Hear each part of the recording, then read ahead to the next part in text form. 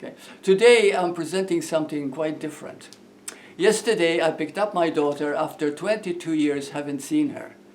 And it's been a terrific time so far. But then I thought about the program that I'm going to be presenting, Groundbreaking Law, which really means that there is only you, and it's very difficult to understand. I gave the book over to my daughter. She read it and she understood it. But as she read it, she wanted to present questions that people might ask about the book. And also, the fact what I want to present also, that my daughter is a very gifted woman. She's a spiritual teacher in her own right. And well, anyway, you'll come to know as we go along, because she has a lot to offer, and in future videos you'll see more of her. Okay, so here she is. Okay. Hi. Okay. Okay, what I'd like to mention right now is this subject, groundbreaking law, which is not very common. What happened is this. I'd like to briefly tell you about my experience. About a little over 10 years ago, and I'm not very good with time, I was married to Sylvia, a wonderful woman, and I still love her very much. And one day, without a reason, without anything that I can think of, I developed a fever, and it was going up to about 105 or more. And it was very serious, and it was followed by trembling and, and shaking. And this went on for quite a few days. Sylvia just suggested that I go to see a doctor, and I said no. And the reason I said no also, because I felt that what I was experiencing was not a common illness that you can treat with drugs and just symptoms alone. See, when I was young, ever since I can remember going to school, I couldn't see the blackboard. And the teacher used to sit next to me and says, "Oh, well, I can see it." And then he used to put other students, and they also could see it, but I couldn't see it. And it didn't occur to him that I might have something wrong with my vision. Anyway, the reason I'm presenting that is because during this illness, during this particular what was happening, I had an incredible sight. And I could see better than 20/20 vision. In fact, the books that were on my shelf about 20 feet away, I could even read the small print. But something else happened, which I knew that this was an ordinary illness that the doctor could take care of, is because when I closed my eyes, I could still see the room and I could still see the books.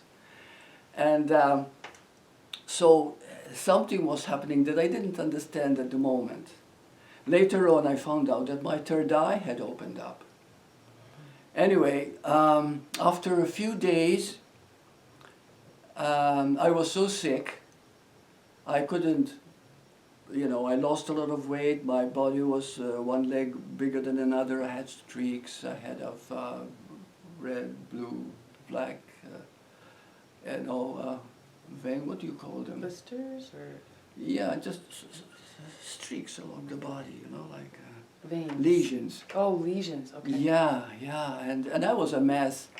And anyway, Sylvia was very alarmed, and at that moment I knew that I was dying.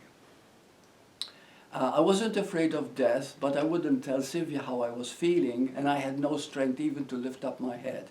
So she called 911, and the emergency took me to the hospital. And when I arrived at the hospital, lying on the gurney, I had an out-of-body experience. And in that out-of-body experience, I felt so clear. I could see almost what all the people, the doctors and the nurses, in the hospital, what they were feeling and thinking. And one thing that kind of struck me, even though I had so much love and feeling so good, because I was out of the body, so I wasn't suffering at all. I felt great, as a matter of fact, in that out-of-body experience.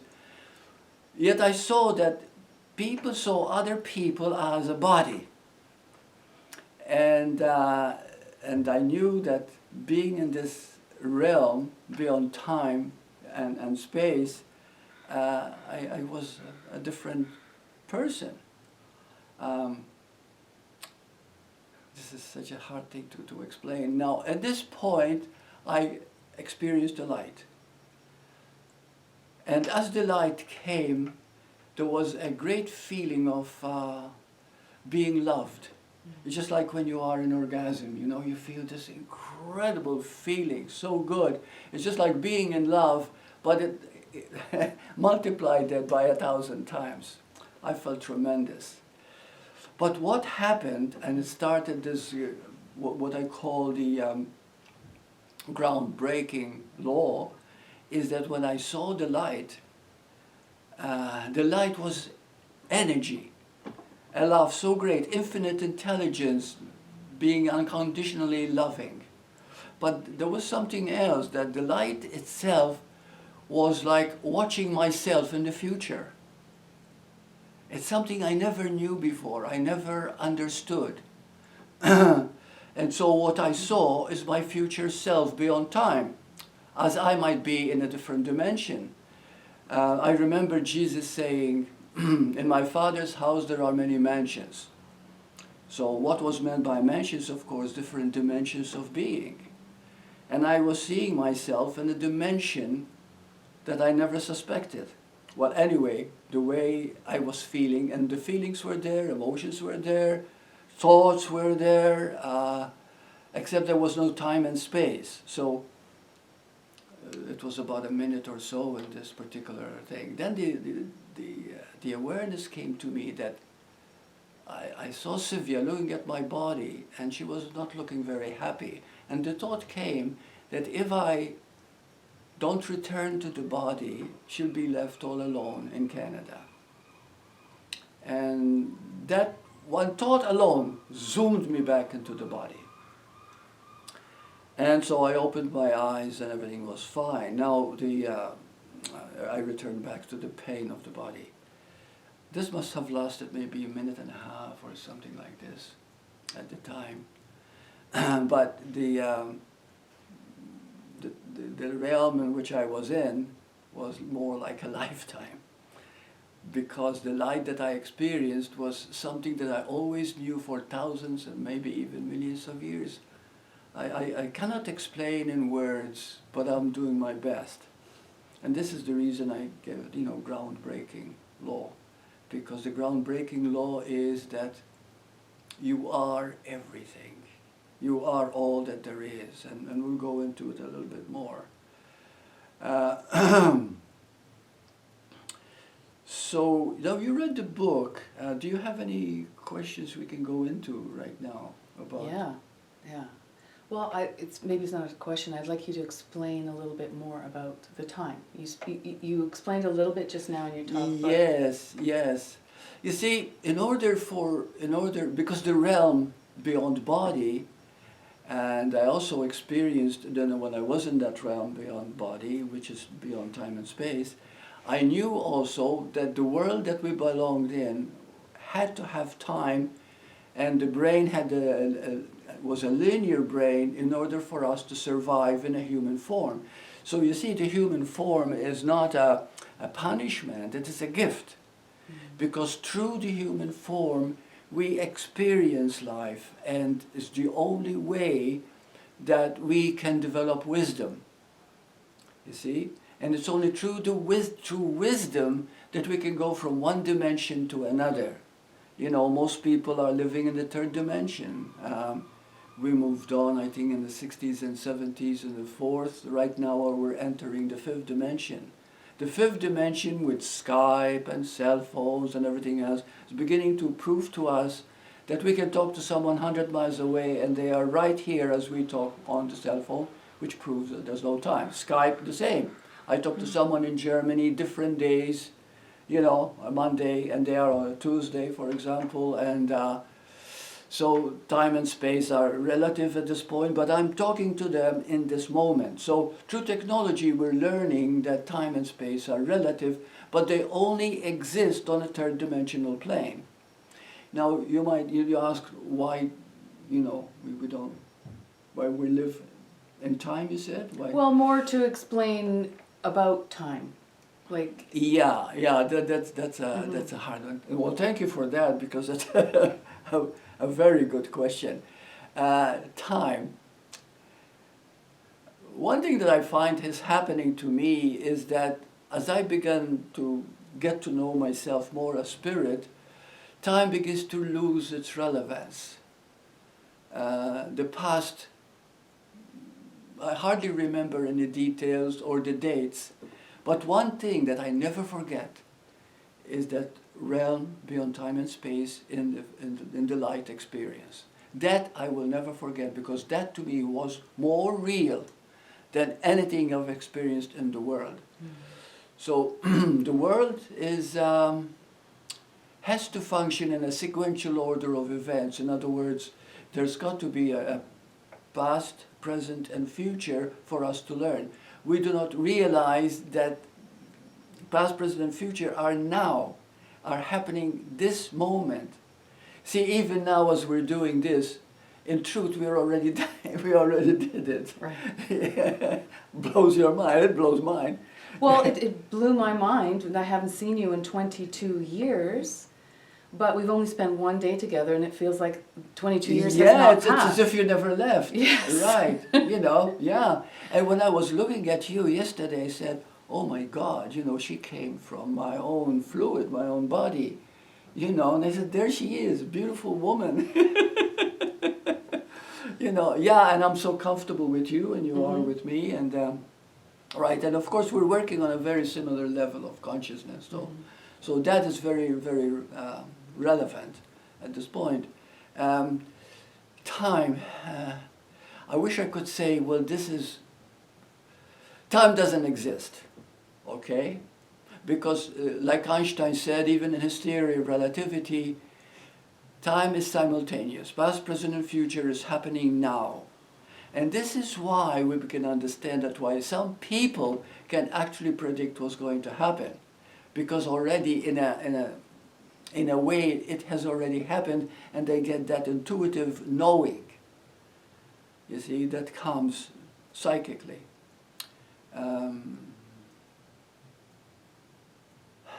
Living in time. Sometimes I don't think we can function unless we have time in the physical world. Yes, what do you...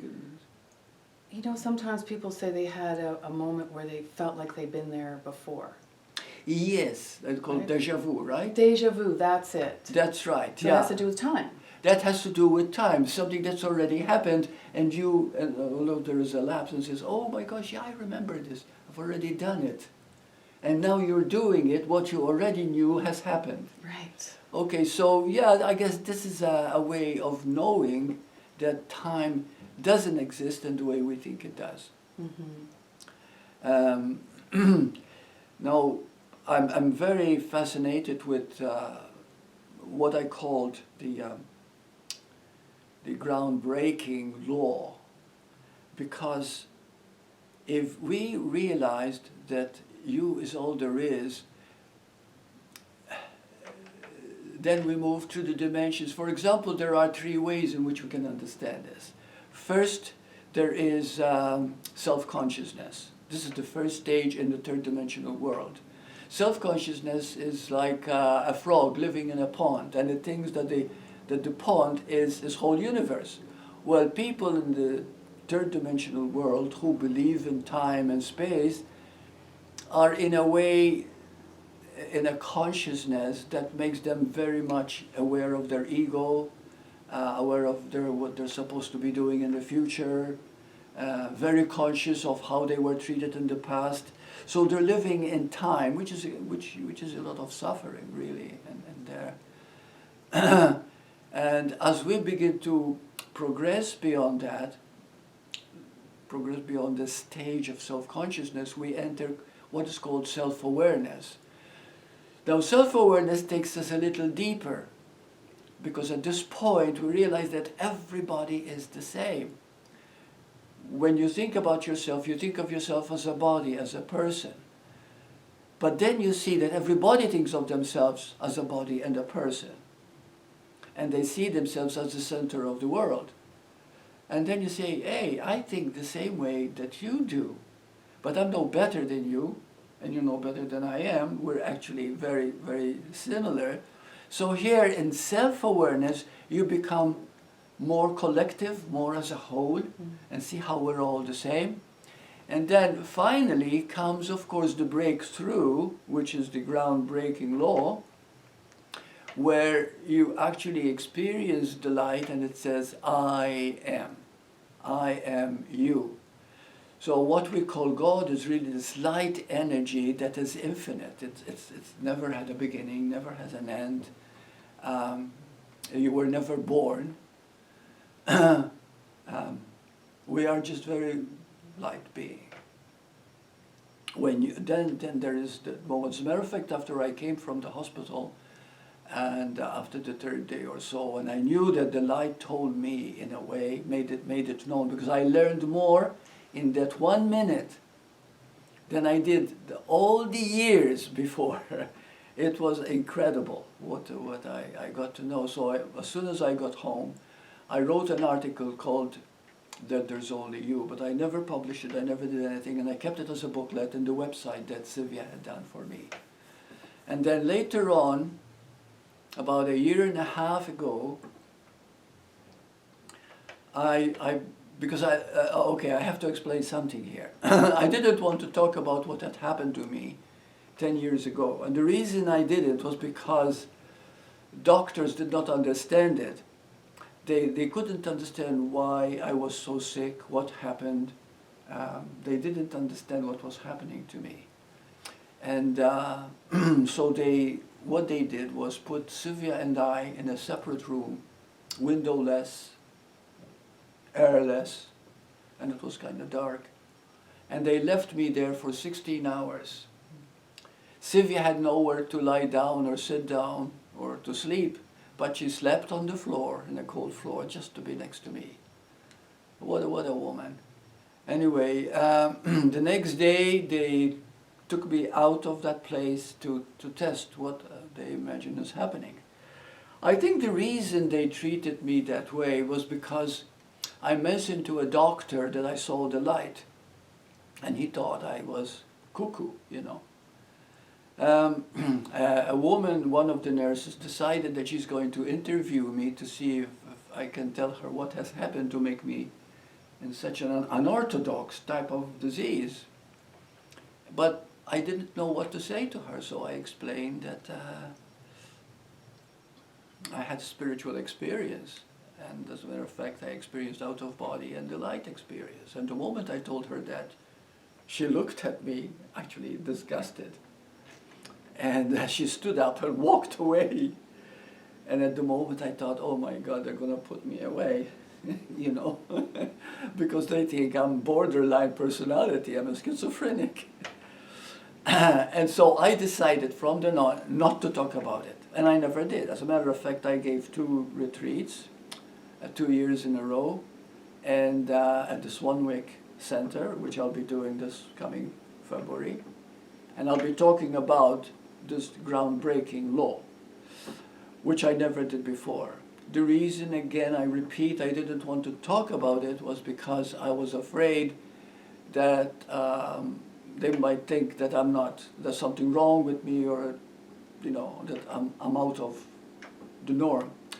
But what happened 1.5 years ago, about 1.5 years ago, I was watching a show on video, and a man entered the podium, and it was a IANS conference. IANS stands for International Association of Near-Death Experience Studies. And he gave a talk about his own experience, and his experience was identical to mine in every sense of the word. Well, when I saw him, all of a sudden I thought, he's talking to the world about what has happened to me, and people are understanding it and accepting it, and I thought, oh wow, I can come out of the spiritual closet here. I can finally talk about it. So I started to cry, really. I mean, I was so overcome with this experience. And from then on, I said, I'm going to do as much research as I can about what has happened to me and why it happened to me that way and what is the real meaning behind it.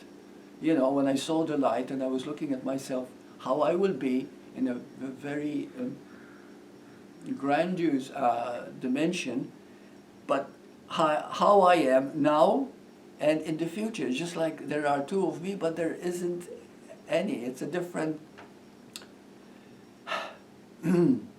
I saw myself in a future dimension. How am I going to explain this? Well, when I researched these NDEs, I found something very interesting, that many millions of people have had these experiences.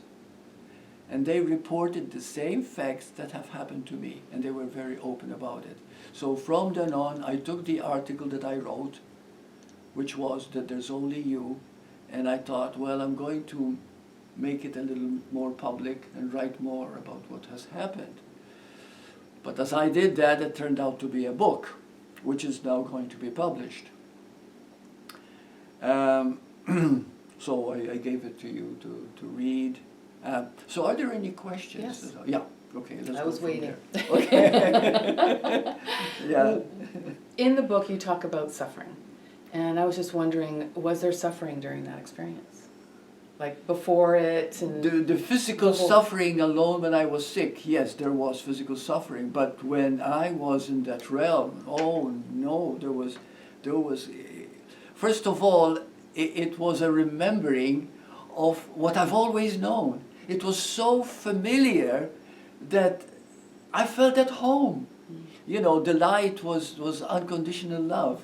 People call it God, which is a very beautiful word, but if you call it God, people create an anthropomorphic type of image.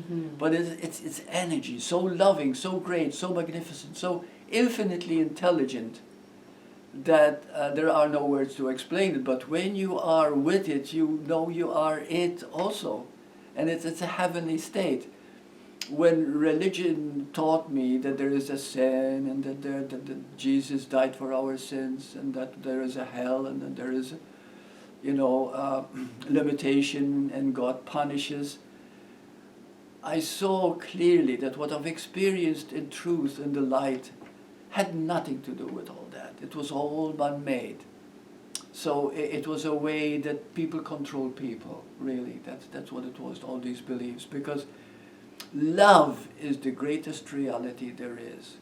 And when you begin to understand it, that you are the very love. Because you, when you see only you, then when you look at another human being, you also see you. You see, because there's nothing separate, there's nothing, everything is interrelated, interconnected, interdependent. And so there is that oneness, and that oneness is the highest love. So do you see suffering different now? Very much so, very much so. I don't want to suffer, but I'm not afraid of death, not at all. How would you explain suffering then? What is it exactly from your perspective? Suffering to me is when I have a pain and I don't want it to be there. Okay, yeah. So it's relative, really. It's relative, yes, yeah. Emotional suffering is totally made by belief. Right. Physical suffering, no, it could be there, but at the same time, as we accept it and understand it, it starts to enter a different realm of being. So we have more power than we realize. Okay, so I'd like to segue from suffering into forgiveness. Why is it so difficult for people to even conceive of forgiving somebody? You know, they find it a concept that's really hard to understand. Yeah. Do you know that this is so beautiful? You were asking such beautiful things. You know, the word forgiveness, and that's why I love the Course in Miracles too, because it emphasizes forgiveness. Forgiveness is the highest form of loving you. So this means that no matter what you're going through, you don't deny it, you don't fight it, you don't resist it, you don't reject it. You accept it as part of a lesson you need to learn. Nothing is wrong. If it's there, If it's there, it's something for you to look at. And as you learn to look at it, you are forgiving yourself. Because you see, if you make it wrong, you are making yourself wrong. Mm-hmm. If you make yourself wrong, you make other people wrong also. Because you can only act with others according to how you see yourself. Mm-hmm. If I don't love myself, how can I love you? You see? So because it's all interrelated. And so forgiveness is not saying I forgive either. It's giving yourself into what is happening as a gift itself, as something that you need to look at and say thank you, because it is showing me what I need to learn. If something embarrasses me, if something makes me feel bad, if something makes me feel anxious, and I'm not feeling comfortable, it has nothing to do with you. And I cannot say you made me do it, but you have given me the chance for me to experience it and to look at it myself. Mm-hmm. And by looking at it, I can accept it and say, oh, well, this is what made me act this way. And I wasn't loving who I am. Because you see, when something is negative, it means there's no love. And if there is no love, what's the point of living? Yeah. Without love, there is... All living is being in love, really. So, is that clear about forgiveness? So forgiveness is not saying I forgive myself. It is saying that whatever is happening is there because I need to learn something about myself that's causing me not to be happy. Mm-hmm. Not being happy is not living. And if you're not living to your truth, to your love, to your sense of being. Because what we call God, what we call life itself or being is made up of juice, aliveness, glory, beauty, joy. This is the very essence of life. And the moment we accept ourselves fully, these things come into play or automatically. We're not punished, we punish ourselves, you see? And if there's only you, then not forgiving someone is causing suffering for you. Yes. So you're not living. That's right. To the fullest. That's right. You're not living to the fullest, right? Mm-hmm. Beautiful. Yeah. So, is there anything... I think they get a good feel of what the book is about. Yeah. I love the idea when I was reading that there's only me. I love that idea. It makes me feel good. It makes me feel joyous. And you include everything with it. Like we were walking, and I love walking with you, holding your hand. Oh, my darling. And anyway, so as we were walking, I saw a dog, and he was looking at me. But I don't see a dog. I see a being. That's how I feel about trees and birds. Yeah, yeah. Everything is alive. Everything is so beautiful. And so what I call experiencing the light. Now, the reason I wrote this book also, because people keep asking me, but Burt, do I have to die to experience what you experience? No. By osmosis, you begin to experience the light. What I mean by osmosis is this, that if you start from now on really seeing that who you are is spirit, who you are is this energy of love, because the only way that you know you're alive, the only way that you know you are happy is not by plans in the future, it's not by how much money you have, it is how you feel about you. And it's all based on that. So if you feel good about yourself, you feel good about it, just like when you're in love with the whole universe, and because that is the very nature of being. And it's about the love, actually, not just the person that you're in love with. That's or what right. You're in love with. It's just about the love. It's about the love. That's what I love about the book. It Yeah. makes me feel so good knowing that it's all about me, because then I take full responsibility. Very good. And then I remember who I am, which is this eternal being. That's beautiful. When you mention responsibility, that's a beautiful word. We have to be responsible of how we feel. How you feel, you are responsible. And when you accept it fully as something to learn, as something to look at, thank you for making me see it, because it's something that I can look at and I can be freer with myself. So the groundbreaking program law that we're going to follow at the retreat, and I would love to see you there. The space is limited, but if you go on the internet, either my website or the Krishnamurti Center link, and you register, because we'll be starting on the 17th, 18th, and 19th, and I can promise you that it will be a fun-filled family reunion type of thing. They were great before, but this time I'm so looking forward to it, and I hope to see you there.